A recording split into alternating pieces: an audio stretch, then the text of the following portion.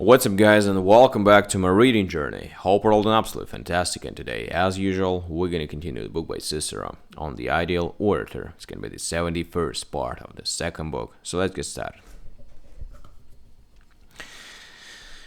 Then Sulpicius spoke up. How about it? Though Caesar grants preeminence in wit to Crassus, he still expends much greater effort in this area himself.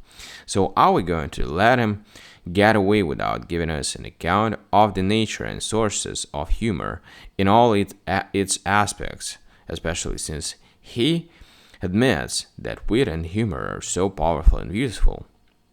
What if I agree with Antonius when he says that there is no art of wit? Said Caesar. Sulpicius had to reply to this, but Crassus said, as if there is any art for the very subject about which Antonius has now been talking for quite some time.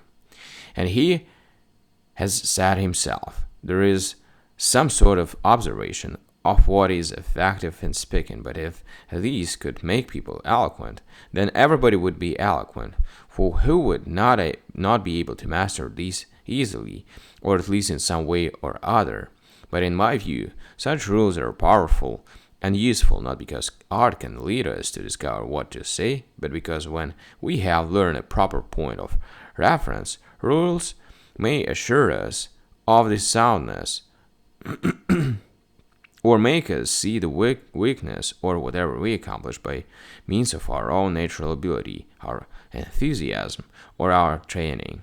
For these reasons, Caesar, I'm also asking you, if you don't mind, to give us your views about every aspect of humor, so that no part of oratory, since this is what you wanted, may seem to have been passed over in a gathering such as this, and in such a carefully articulated conversation. Well, Crassus, Caesar reacted, since you are asking a dinner guest for his contribution, I shall certainly not fail to comply, for that would give you an excuse for refusing yours. Though I must say I'm often surprised at the shamelessness of people who go on stage while Roscius is watching. For who can make any move without Roscius noticing his faults? In the same way, while Crassus is listening, I am now for the first time going to discuss witticisms, like the proverbial pig teaching. In this case, the orator about whom Catullus, having heard him speak, recently said that all others should go and eat hay.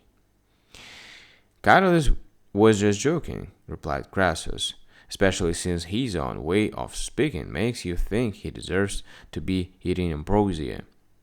But let us hear you, Caesar, so that we can see the rest of what Antonius has to offer. Actually, there are very few things left for me to tell you, Antonius said.